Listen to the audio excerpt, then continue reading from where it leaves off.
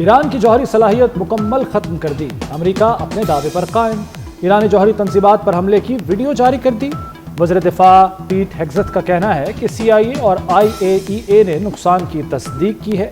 صدر ٹرمپ نے انتہائی مشکل اور پیچیدہ آپریشن مکمل کرایا۔ بعض امریکی چینلز من گھڑت خبریں چلا رہے ہیں۔ ناقدین ٹرمپ کی کامیابی نہیں چاہتے، یہ لوگ فوجی آپریشن کو کم تر بنا رہے ہیں۔ قطر پر حملوں کو امریکی افواج نے ناکام بنایا۔ امریکی فوج کی مہارت قابل تعریف ہے۔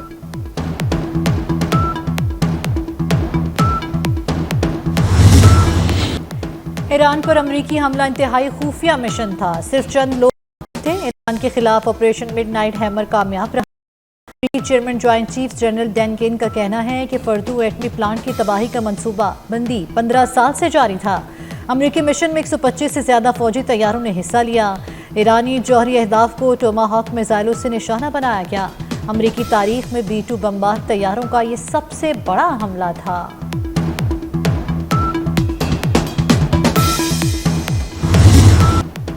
امریکہ کو ایران سے جنگ سے کوئی کامیابی نہیں ملی۔ ایران نے امریکہ کے منہ پر زوردار تمانچہ رسید کیا۔ ایرانی سپریم لیڈر آیت اللہ خامنائی کی ایرانی قوم کو فتح پر مبارکباد۔ جنگ کے بعد قوم سے خطاب میں کہا کہ ایرانی حملوں میں صہیونی ریاست پاش ہو گئی۔ امریکہ نے ایرانی قوم کو سرنڈر کرنے کی دھمکی دی۔ سرنڈر کا لفظ ہماری لغت میں ہی نہیں۔ ایران کا جوہری پروگرام سے پیچھے ہٹنے سے انکار نگہبان شورا نے IAEA سے تعاون معطل کرنے کی منظوری دے دی۔ ایرانی پارلیمنٹ یہ بل گزشتہ روز منظور کر چکی ہے۔ سیکیورٹی ضمانت کے بغیر معائنہ کاروں کا داخلہ بند کر دیا گیا۔ پاکستان نے مشرق وسطی جنگ رکوانے میں انتہائی مؤثر کردار ادا کیا، مستقل انداز میں ایران کی حمایت کی۔ فیلڈ مارشل کی امریکی صدر سے ملاقات کے بعد ایرانی وزیر خارجہ سے تفصیلی ملاقات ہوئی۔ ایران نے صدر، وزیر اعظم اور فیلڈ مارشل کا نام لے کر شکریہ ادا کیا۔ وزیر اعظم شہباز شریف کا کابینہ اجلاس سے خطاب، کہا امریکی صدر نے فیلڈ مارشل کی کھلے دل سے تعریف کی، وہ سید عاصم منیر کی صلاحیتوں کے معترف ہیں۔ کابینہ میں وزیر اعظم اور فیلڈ مارشل سے متعلق قرارداد منظور۔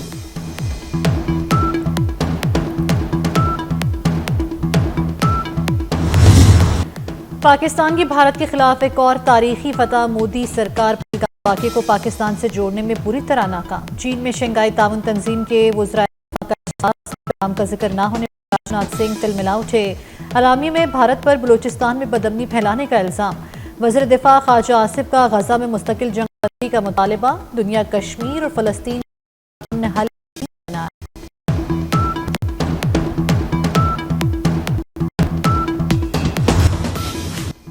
قومی اسمبلی نے آئندہ مالی سال کا بجٹ منظور کر لیا۔ اپوزیشن کی تمام ترامیم کثرت رائے سے مسترد۔ 6 لاکھ تک تنخواہ دار ٹیکس سے مستثنیٰ قرار۔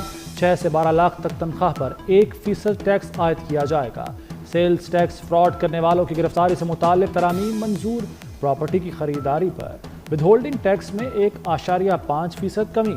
پنجاب اسمبلی نے بھی فائنانس بل منظور کر لیا۔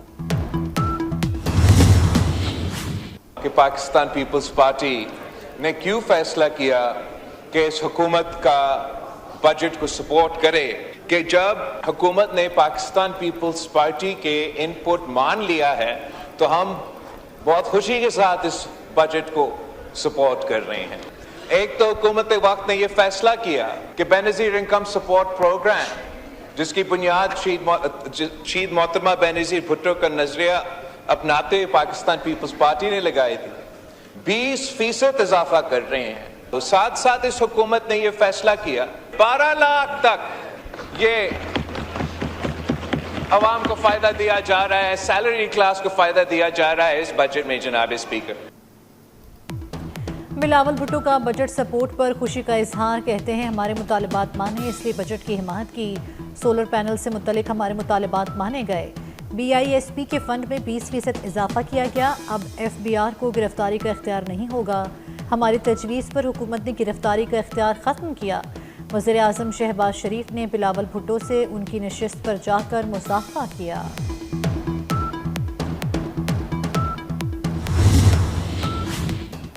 مافیا بے لگام، چینی کے بڑھا دیے دام، صرف 2 دن میں چینی 10 روپے کلو مہنگی۔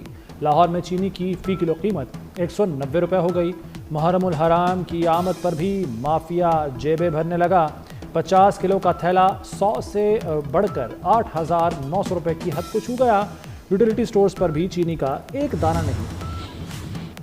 پاکستان میں محرم الحرام کا چاند نظر آ گیا۔ چیئرمین مرکزی رویت حلال کمیٹی مولانا عبدالخبیر آزاد نے اعلان کر دیا، یکم محرم 27 جون کو ہوگی۔ یوم عاشور اتوار 6 جولائی کو انتہائی عقیدت و احترام سے منایا جائے گا۔ سوشل میڈیا پر مذہبی منافرت پھیلانے والوں کے خلاف سخت کارروائی کا فیصلہ۔ وزیر داخلہ محسن نقوی کی زیر صدارت ملک بھر میں محرم سیکیورٹی پلان پر اہم اجلاس۔ تمام صوبوں سمیت آزاد کشمیر، گلگت بلتستان اور اسلام آباد میں سیکیورٹی پلان کا تفصیلی جائزہ لیا گیا۔ نفرت انگیز مواد کی روک تھام کے لیے پیمرا کو سفارشات ارسال کی جائیں گی۔ محسن نقوی نے کہا، کسی کو بھی اشتعال انگیزی اور شرپسندی کی اجازت نہیں۔ انٹرنیٹ یا موبائل فون سروس کی بندش سمیت تمام فیصلے مشاورت سے کیے جائیں گے۔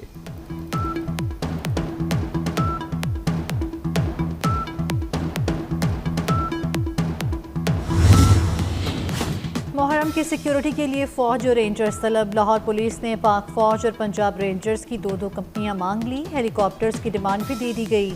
مرکزی جلوسوں پر اینٹی ڈرون ٹیکنالوجی کا استعمال کیا جائے گا۔ جلوسوں پر ڈرون اڑانے پر پابندی، موبائل فون کی بندش نہ کرنے کا فیصلہ برقرار رکھا جائے گا۔ ملک میں مانسون بارشوں کا سپیل شروع ہو گیا۔ پنجاب، خیبر پختونخوا، بلوچستان اور آزاد کشمیر میں بارشیں۔ راولپنڈی، اسلام آباد، جہلم میں موسلادھار بارش۔ لاہور میں بارش نے گرمی کی چھٹی کرا دی۔ گوجرانوالہ، سیالکوٹ، فیصل آباد، پاک پتن میں نشیبی علاقے زیر آب آ گئے۔ ملم جبہ، کالام میں ابر کرم کھل کر برسا۔ ایبٹ آباد میں ندی نالوں میں طغیانی آ گئی۔ بالائی علاقوں میں لینڈ سلائیڈنگ سے مرکزی شاہراہ بند، متعدد سیاح پھنس گئے۔ پنجاب میں مختلف حادثات میں 6 افراد جاں بحق ہو گئے۔ مریم نواز کا دوران بارش لاہور کے مختلف علاقوں کا دورہ، نکاسیاب کا جائزہ لیا۔ وزیر اعلیٰ پنجاب نے گلبرگ سین کے مختلف بلاکس اور LTA پروجیکٹ کا جائزہ لیا۔ ظہور الہی کالج روڈ، سر سید روڈ سمیت دیگر کمرشل کوریڈورز کی بیوٹیفیکیشن کا معائنہ کیا۔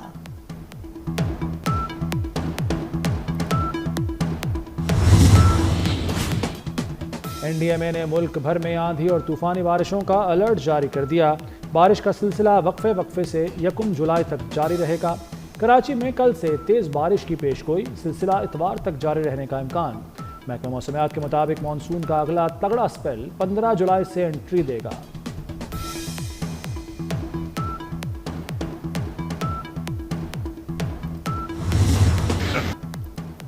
علی امین گنڈاپور کا علیمہ خان پر ایک اور وار، کہتے ہیں وہ صرف بانی PTI کو جواب دہ ہیں، کسی اور کو مطمئن کرنا ان کی ذمہ داری نہیں۔ یہ بھی کہا کہ بجٹ منظور نہ کراتا تو میں نااہل ہو جاتا۔ یہ تسلی بھی دی کہ بانی PTI جب کہیں گے حکومت اڑا دیں گے۔ خیبر پختونخوا حکومت کے خلاف سازش کون کر رہا ہے؟ گورنر فیصل کریم کنڈی نے علی امین گنڈاپور سے سازشی کا نام پوچھ لیا۔ کہا، وزیر اعلیٰ با اختیار ہیں، ان کے خلاف سازش کون کر سکتا ہے؟ یہ طنز بھی جڑ دیا کہ علی امین گنڈاپور نے بانی کی اجازت کے بغیر ہی بجٹ منظور کرا لیا۔ 190 ملین پاؤنڈ کیس میں بانی اور بشرا بی بی کی سزا معطلی کی درخواست، اب مجھ پر دباؤ ڈالنا چاہتے ہیں۔ قائم مقام چیف جسٹس اسلام آباد ہائی کورٹ کا PTI وکیل سے مکالمہ، سرفراز ڈوگر نے کہا، عدالت کے ڈیکورم کا خیال رکھیں، غیر ضروری دباؤ نہ ڈالیں۔ قائم مقام چیف جسٹس کی وکلاء اور عدالت میں موجود دیگر افراد کو تنبیہ، نئے اسپیشل پروسیکیوٹر نے کیس سمجھنے کے لیے 4 ہفتوں کا وقت مانگ لیا۔ عدالت نے نیب کی استدعا منظور کر لی، سماعت ملتوی۔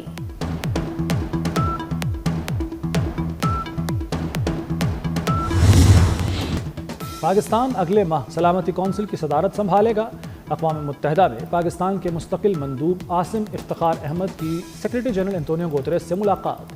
عاصم افتخار احمد نے سلامتی کونسل کے مجوزہ پروگرام آف ورک کی تفصیل سے آگاہ کیا۔ کہا، پاکستان سلامتی کونسل کی اپنی صدارت کو کھلے، شفاف اور مشاورتی انداز میں انجام دے گا۔ نئے اسلامی سال کے آغاز پر غلاف کعبہ تبدیل کر دیا گیا۔ مکہ مکرمہ میں غلاف کعبہ تبدیل کرنے کی روح پرور تقریب، زائرین طواف کرتے ہوئے اس عظیم موقع کا حصہ بنے رہے۔ غلاف پر چاندی کے دھاگوں اور 24 قرات سونے سے قرآنی آیات کو نہایت نفیس انداز میں کشیدہ کیا گیا۔ غزہ میں اسرائیلی جارحیت جاری 24 گھنٹوں میں مزید 90 فلسطینی شہید ہو گئے۔ امداد کے منتظر فلسطینیوں پر اسرائیلی افواج کی فائرنگ سے شہادتیں ہوئیں۔ ظالم قابض فورسز نے بے گھر فلسطینیوں پر بھی گولیاں برسائیں۔ دوسری جانب امریکی صدر ڈونلڈ ٹرمپ نے دعویٰ کیا ہے کہ جنگ کے خاتمے کے لیے اہم پیش رفت ہو رہی ہے، جلد اچھی خبر ملے گی۔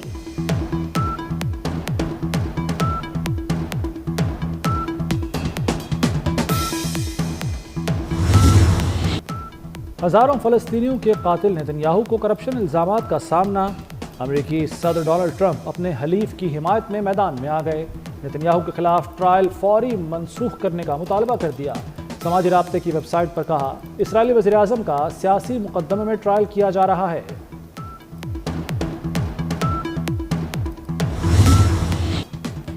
چین میں طوفانی بارشوں اور سیلاب نے تباہی مچا دی۔ جنوب مغربی حصے میں سڑکیں اور میدان زیر آب آ گئے۔ انفراسٹرکچر کو شدید نقصان۔ صوبہ گوائزو میں 80,000 افراد بے گھر ہو گئے۔ متاثرہ علاقوں میں ریسکیو ٹیمیں امدادی سرگرمیوں میں مصروف۔